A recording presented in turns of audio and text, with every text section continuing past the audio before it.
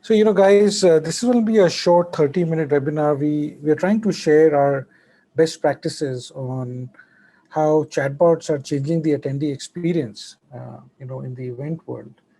And it's a pretty significant use cases. And instead of talking about, theory or, just slides, what we'll do is, to make best use of your time, do a case study oriented session. So you will have case studies and you will see actual implementation on different chatbots that have been implemented for events. So as a quick quick introduction, Zoe's been around for multiple years now, and it is a chatbot, messaging chatbot, email bot platform, uh, really with a hyper focus on a few segments, typically retail, education, and events. So these are the three key areas that Zoe works on. And E2M chatbots are powered by Zoe. It's a associated brand for the Web Spiders group. So let's jump in. As I said, let's jump into what kind of chatbots we are looking at. I will just cover a few of the trade shows, right? Uh, we will we will go through each one of them, and we will see how things can be leveraged. So let me go right in. So this was again, you can see, this was a web-based bot, right? So we are going to talk about three channels. One is web-based. The second would be on text, and then of course on WhatsApp as well. So this was an implementation where it's essentially meant to reduce the inbound queries that registrants put to the event organizers, right? The event organizers, they sometimes have large help desks to resolve attendee questions, potential attendee questions, and it can not only increase cost, but it can delay the whole experience, right? So the entire objective was to make sure that people can do self-service, and it's far more effective in terms of being more than a website, because the website typically has static content. It would not have personal content in it, and so it's pretty amazing how the call volumes have dropped. So in this case, we've seen some over 60% call volumes dropping because the attendees, and some of the questions are pretty mundane. Some of the questions are 4 out of 5 questions are repetitive. Is there lunch? What time does it start? How do I get to the venue? I need to upgrade my ticket. I need additional tickets, etc. So these are the typical questions, and they're automatically answered by the chatbot. We've seen huge reduction, especially in large shows. So just gives you some basic stats on how it fared. And you can see that the volume of unhandled queries was remarkably low. The and that's essentially the fact that 80% of the questions are so repetitive and basic that it can answer. And then for the ones that are unhandled, what it does is that it does a very seamless, friction-free escalation to a human. So it is having humans in the loop, and only the ones which are not handled are actually going to the humans in the loop. And the best part is when they respond, they're able to add that to the knowledge database, which means that next time somebody asks that, that's already responded to. So this is a great use case there. Now, of course, this was predominantly on the web because that's how it was pushed, but there was fair usage of text as well.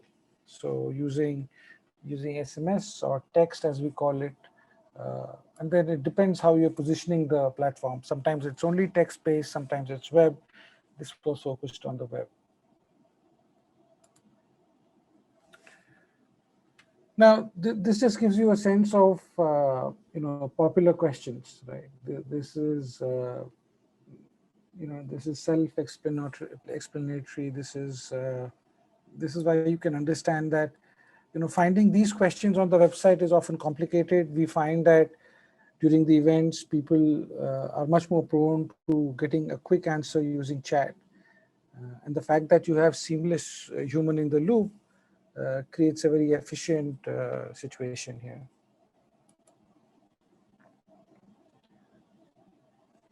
So timings, as I said, and one thing to note is that personalized questions as well. So it's not just generic questions. So as you can see, many of the events have personal schedules.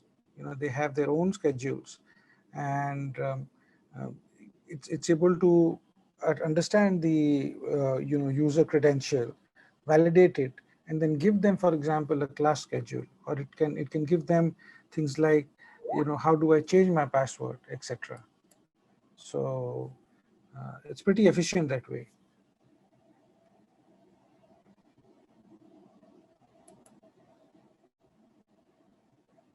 And then, of course, the same platform is doing pre-event and post-event.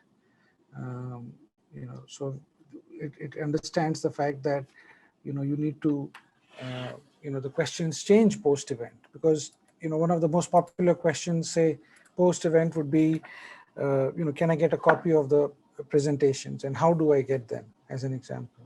From an organizer perspective, it's usually feedback. Now you bring that all together, and the bots understand the essence of time, right? So if a question asked before the event, during the event, and after the event, the responses are different, which is something really cool about Zoe. And as you can see, uh, you know, it has embedded feedback. It understands, and it tries to give a sort of humanized approach to to the conversation. And of course, if it's a complicated question, then it seamlessly escalates it to a human. Another thing to note is, if you see the branding, the branding is really personalized as well. So you don't really notice, it's not like, it does not feel like a generic messaging tool. The only thing that you see is, of course, here powered by Zoe, but other than that, it's all the event branding that's there. Similarly, just counting on that, another trade show that used the chatbot, you can see how personalized the branding was. And again, you can see a very high degree. In this case, over 90% of the questions were responded.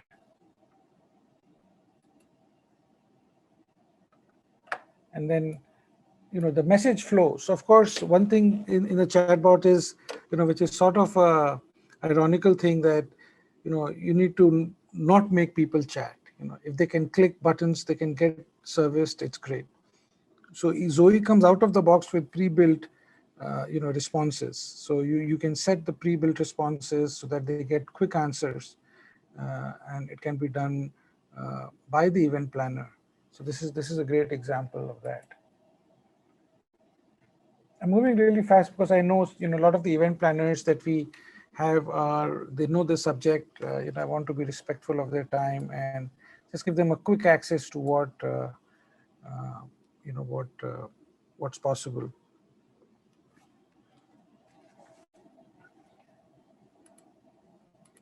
Another one, as you can see, again, a personalized branding. Again, a very high degree of handled expressions. One of the things that it also did was, registration. So not only did it give information on registration, but it could also complete a full registration on chat, which is pretty, and it was able to upsell tickets as well on chat. So this was an amazing add-on. Yeah.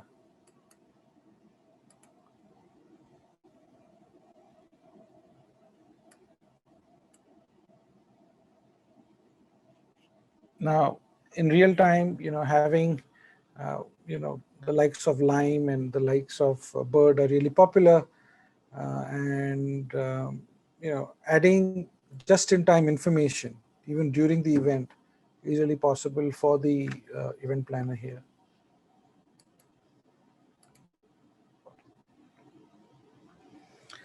Similarly, going on with the example, you can see it's the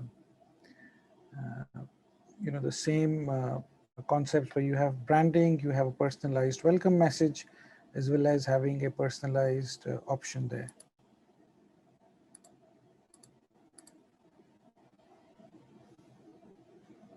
Going on that same front, again, a very high degree, 95%.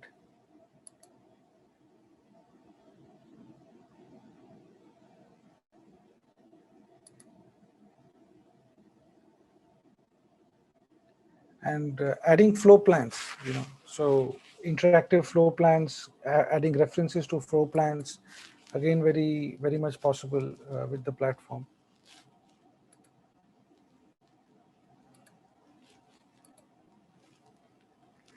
So I'm showing you a whole range just to show you that it's really, something out there, something that can be done. It does not cost you an arm and a leg, and can really expand on the experience.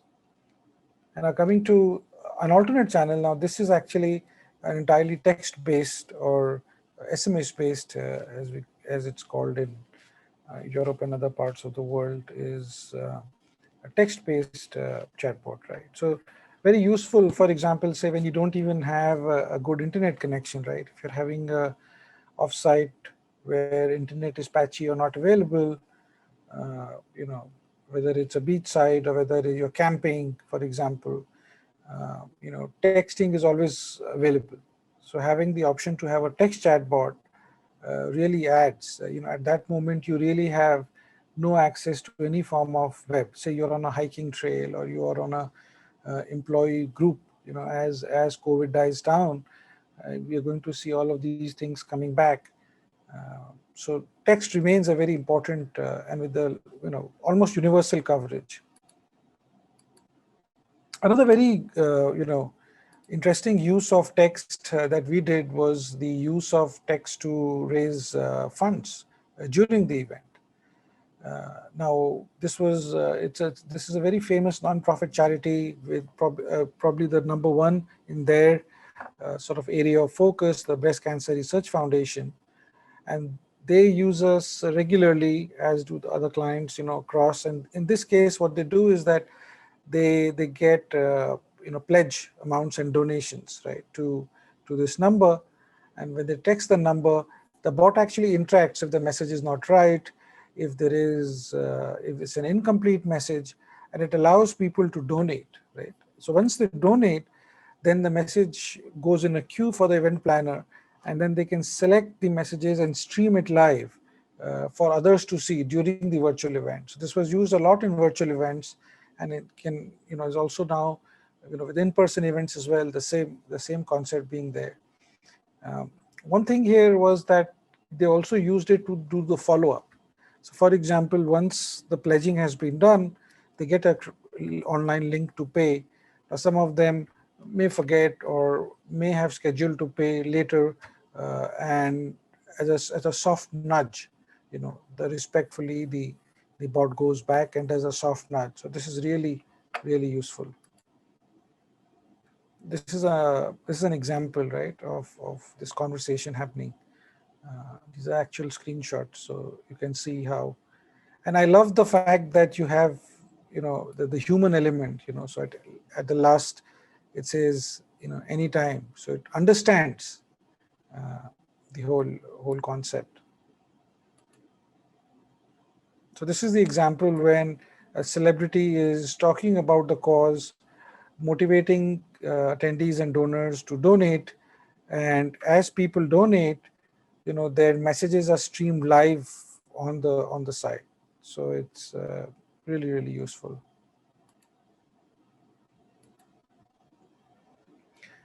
Another way where the orientation was changed from the bottom to the right. Really very useful. You probably know her, and just the same concept being shown.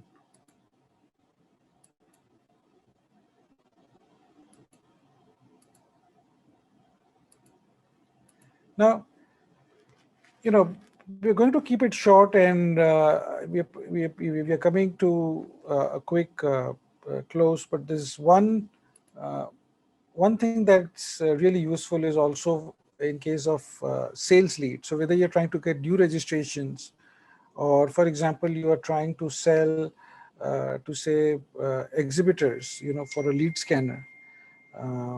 In this case, what happened was that there were a very large number of exhibitors, more than, I cannot give the exact numbers, but it was in the thousands.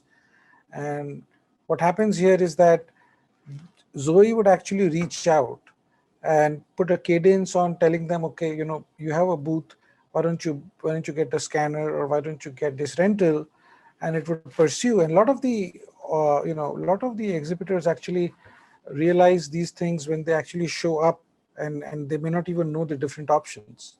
So this was responsible for generating sales and more than 400% ROI for our customers, where they've been using it to generate sales. And what Zoe does is that it's a chatbot not only on text or chat, but also on email and also on voice. So there are different use cases, of course. Text is more from a customer service and customer experience perspective. Email is generally used a lot in, persuading people to take a buy decision, to make a purchase decision. So we are happy to, give you personalized demos and, um, you know, talk to you about how your events can do it. And as I said, the key thing is ROI. So, ROIs are generated almost immediately, right? We are looking at 400% to 1000% ROI in terms of the investment and the returns, tangible returns that they get. It could either be in terms of cost savings when you're using a chatbot, or it could be in terms of new sales when you're using an email bot. So I hope you enjoyed this short session. We hope it was useful. It's a quick 20-minute session, but do visit E2M Live. Schedule an appointment there, and our demo team and our customer success team will be happy to discuss your events and give you a custom proposal that will get you this ROI as well. So thanks everybody for watching. It's bright and sunny here in California, and hopefully it's great weather wherever you are. So thanks a lot and take care. Thank you.